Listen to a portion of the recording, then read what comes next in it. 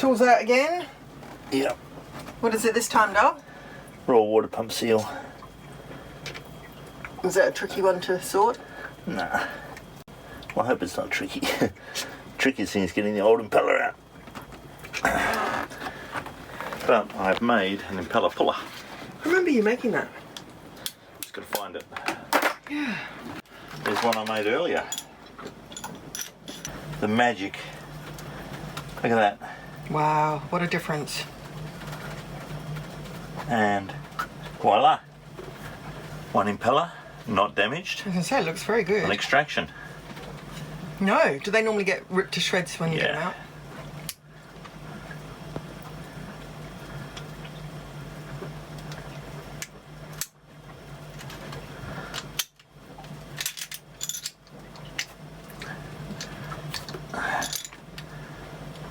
I only replaced this impeller recently, so it's still good as gold. Just before we left Darwin, you just so happened to buy a, what's it called, a seal kit? Repair Well, kit? not a Service seal kit. I went and found all the parts aftermarket. Just in case. Just in case. Well, something you're always repairing, pressure oil, water pumps. The work area, because would have salt water sprayed when I did it.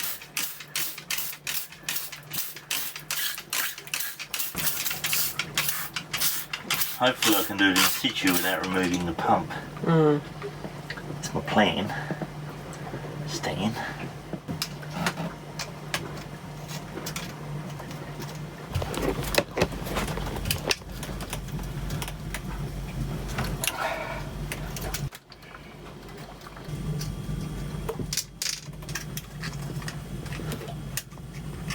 We've got to change the plan now.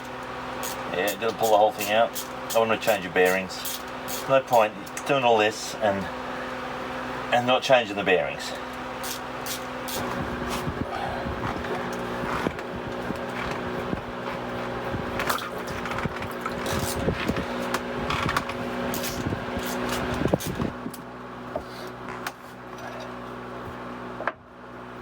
What's the diagnosis, Dal?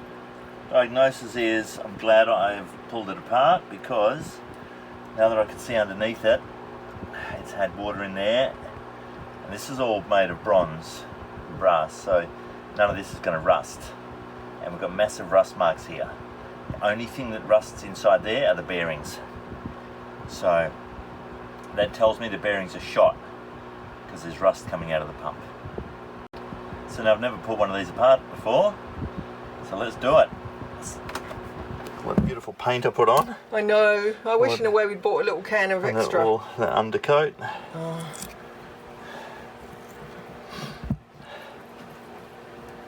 Oh yeah, they're shot. A little wobbly. Look. Yeah. So I'm glad I pulled that apart. Yeah. Bit of a service.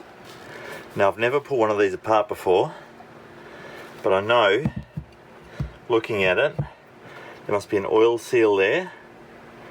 Looks like two bearings. You've got to have two. Then there's a slinger in between. Then there's the lip seal for the water side there. So we've got the lip seal for the oil side, lip seal for the water side, and we're going to get all that out of there without destroying the shaft. First step is to get the gear off. Because before you start any good job, you've got to get the gear off. 14. Okay, 14. 14. Yeah. The easiest way to undo something like this, if you haven't got all the right gear, is to use a rattle gun. Because one quick bang and it should come undone. There. Wow. With the least amount of damage. Yeah. I mean, you could do it with a spanner or a socket, but it's a lot easier just doing it with a rattle gun. Always carry a rattle gun. Yeah. And now this will be on a taper, I'd say, or a spline. I might need a puller to get that off, and my puller's buried, but I'll give it one lever. Now normally you'd if you were going to lever, you'd lever from both sides at once. But I'm just going to give it a little lever like that. No, it doesn't want to come. I'm going to have to put a puller on that. So I can't find my puller to get that off. So another trick is to put 2 fingers under there and just give this and take the washer out. Wind the nut back up so that it's proud of the wind the nut back up so it's proud of the shaft, because you don't want to ruin the shaft, and just give it a tap while holding underneath.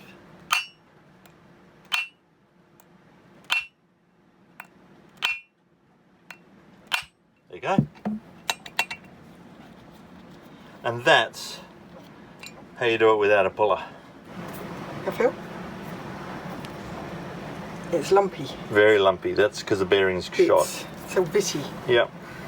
So I'm going to get the seal out, and then behind that there should be a circlip, and then I can drop the whole shaft and bearing body out. So let's see how we go. This is when you break the end off your pick.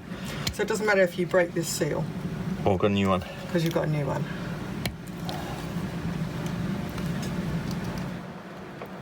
Oh, yeah! Tenacity.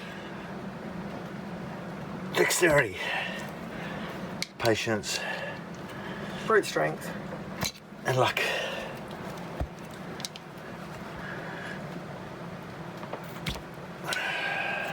There's the circlip. Yeah, water's got in there. That's water. Just check this same seal. No, it's a different brand, but it's all right. 1635 by 7/8 seal. And I've saved it, so if I had to in an emergency, I can reuse that. Except I've broken the spring, which I should have. Usually I pull the spring out first, so I don't break it. But there's a little trick to this. If your seal's worn and you need a bit more tension on it, you unscrew this spring. They're just screwed together. Cut a bit off, screw it back together again so that it's tighter over the lip seal. The other thing you can do is put an O-ring on top so that when you compress it all back together, the O-ring pushes and makes the seal tighter. But next job is to get the circlip pliers out and get this circlip out. Had to dig deep, but I found my circlip pliers.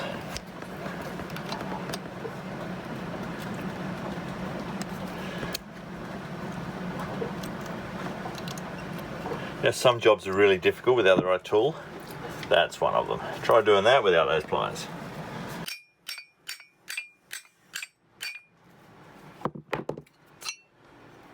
That'd be right. One bearing came through, one bearing stayed in. Yeah, you can see where the bearing's naked. Wow. Wow. Eating the shaft away. Oh no, that's not the bearing, that's from the seal. Oh, it's going to take some polishing. The old vise comes in handy again. I don't know how handy this has been. This is all thanks to Ryan, who told me to put it onto a wooden block.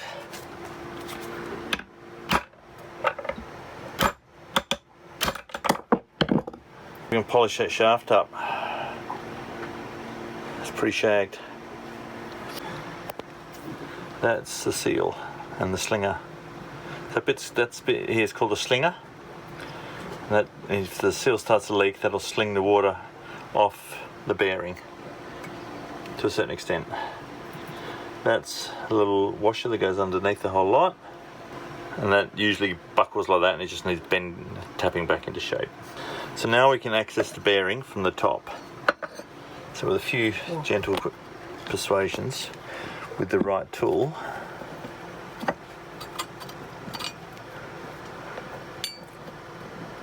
the neck socket down.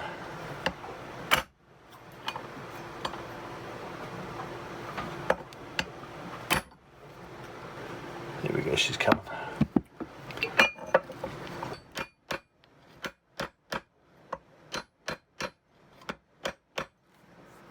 There we go, there's bearings. So all I can do is lift this up a bit, or Wendy just taps that.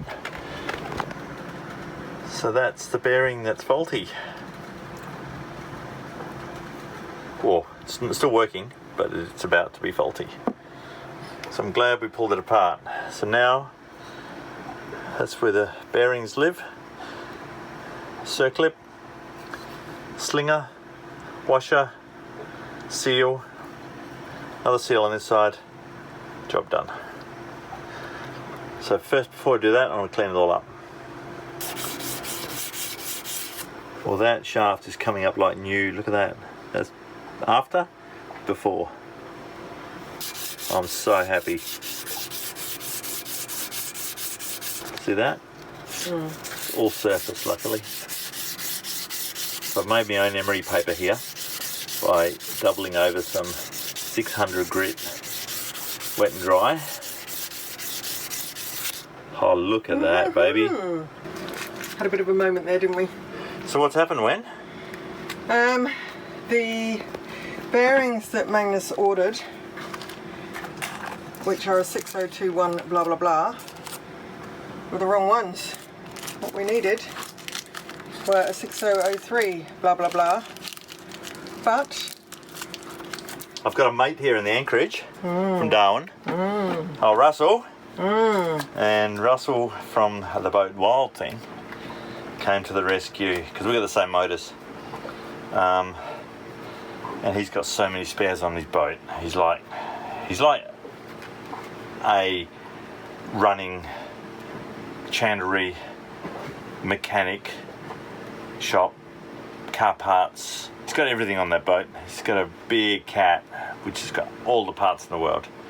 So he's kindly lent me 2 bearings, and I'll get some new ones and some more seals shipped up to Ambon, which is a place we're going to in a week or two to meet the guys coming up from Darwin on the Ambon race. And I've got a few mates coming up on that, so I'll get some bearings and seals sent up with them. So it's all working out well.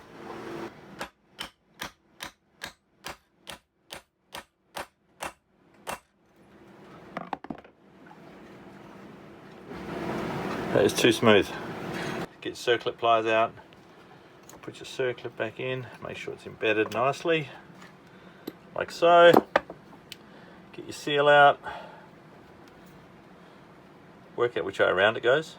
So the easy way to remember is a lip seal stops things going one direction, right? So things from the lip side won't get through to the other side. So you don't put it in this way around, you put it in this way around, so that the lip seal stops any oil getting into the bearing from the engine. and just pushes in, does it? No, they tap in. Get them nice and straight. And you're doing it with your copper hammer? Brass hammer. Brass hammer. That's nearly flush. Just some bit there that's not flush.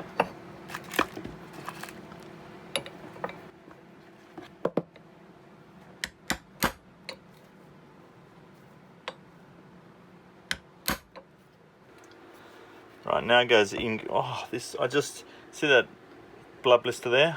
I just smashed my finger with the hammer. So now the slinger goes on. That goes right down inside in the slinger region.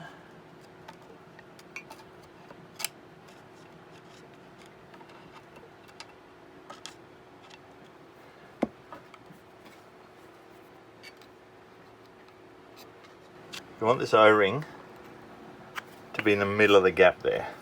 Can't see the gap. All the way around. In the middle of this gap. Yep. That's where you want your O-ring to be. So after that goes, where'd that come from? Where was that from? So a bit of drama is, went to Wendy and then next thing goes in, and I saw this. I said, where does that go? And I just remember where it goes. It goes between the two bearings 5 steps ago. So now I've got to take it all apart. This is not how you do it because the load I'm putting on these bearings is not right from the right. It's just all wrong. but if I don't get that O-ring in there, the shaft can move, which isn't major, but we should take it apart. Where are we up to now? This looks like the beginning of the video. Well, we had the drama, we forgot the circlip, so I've had to pull the whole thing apart, and now put it back together again with the circlip in there. So now, the difference you've got there is the thickness of the circlip. So I put the top circlip back in, so now we've got the bearings back in. Proper. So now it's just the seals. The oil seal is now in. So now we turn it over and we work on the other side. That's the slinger. Yeah. Push it down. You know what to do now. Then the demunted washer goes in. Always use a brass hammer when you're tapping on your tools. Saves them getting damaged. What's the next bit? This is the wear plate. I'm not even going to ask what that does. It wears. Sacrificial? Yeah. Just give it a polish up because it's got a bit of corrosion on it from the past. It's sacrificial bronze plate that the impeller runs on. So wear plate goes back in.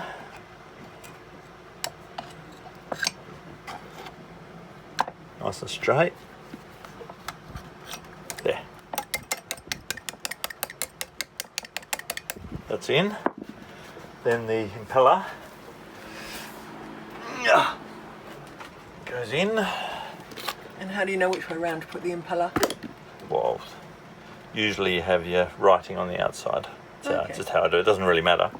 And you just got to screw that in.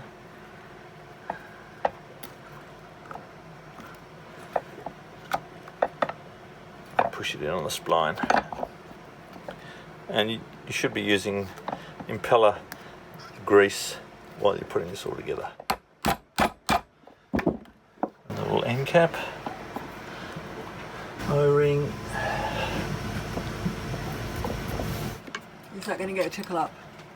Yeah, it's just got a tiny bit of corrosion on it.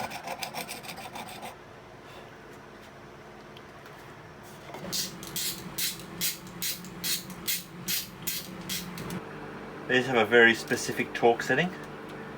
So you just keep doing it, keep going. Just a little bit more. And then you stop.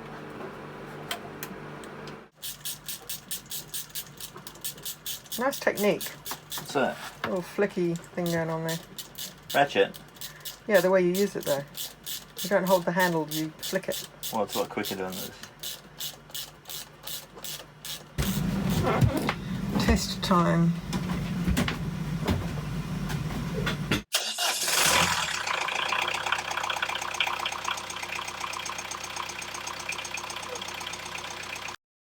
The alternator. Yeah, it's the next thing that needs fixing. They seem to be a common fixing item on Nutshell. Be it the other alternator or this one. I think I found how to test it. So if then that will excite the field, which will get output. So I could put in a switch. So when the battery voltages get high enough, I can switch it off. So until I get a new regulator, that's what I can do. That's what I'm going to do. And where are you getting this information from? Nigel Calder. He is the man. I mean, I know a lot of stuff. There's some things I don't know. Nigel knows it. No boat should go to sea without a copy of Nigel. It's actually called 3rd edition of the Boat Owner's Mechanical and Electrical Manual. How to maintain, provide and improve your boat's essential systems by Nigel Calder. And this book has just got so much information. I've read it cover to cover 5 times, and every time I read it I pick up something new. And then when I have to do something in depth like we're doing now, it's there. And it doesn't matter whether you're doing an alternator, you're, what's this one, replacing an output shaft seal on a motor, fixing a float switch for a bilge pump, redoing your tanks,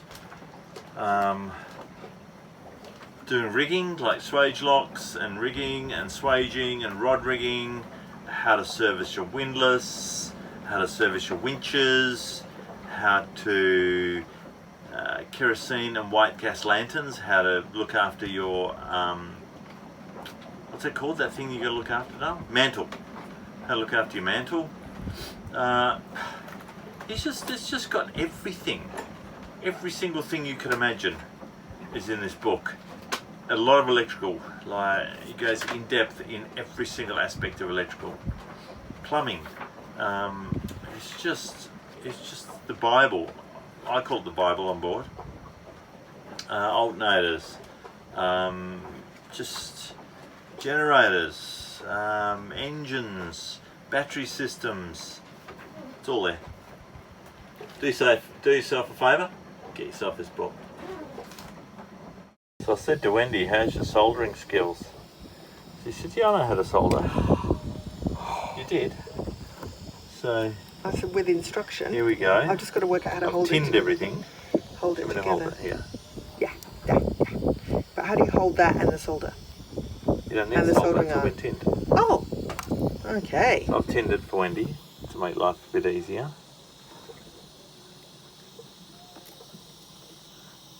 Use the flat of the iron.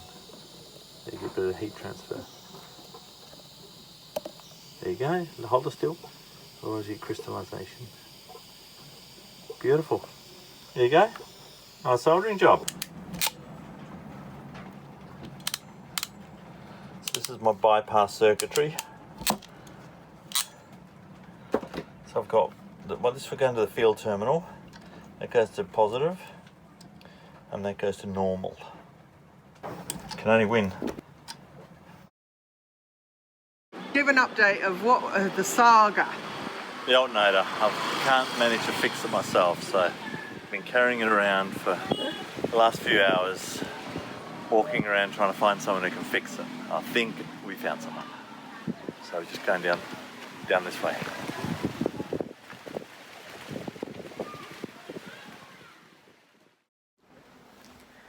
Back in the engine bay on Nutshell. Bit of an update on the alternator altercation. Magnus dropped it off with an auto electrician, would you say? Yeah. And waited a couple of days and went back to pick it up, and the guy couldn't even open the case. Hadn't even got it apart. Hadn't even got it apart. So we're going to another plan. Originally he was going to try and use, I believe, the regulator from the original engine alternator.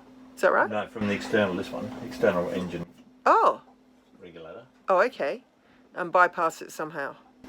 Yeah, because I've never got around to putting this high amp one in. Ah, I see. Oh, I see. Okay. But he dug down into the bowels of Nutshell, got this one out. Used to be on the other engine, didn't it? Yeah. And just thought maybe we can jerry rig it, maybe we can build something to house it and put it in, and it fits perfectly, which is incredible because it's a lot bigger than the other one. Yeah. That was a lovely surprise, wasn't it, doll? Awesome. Couldn't believe it.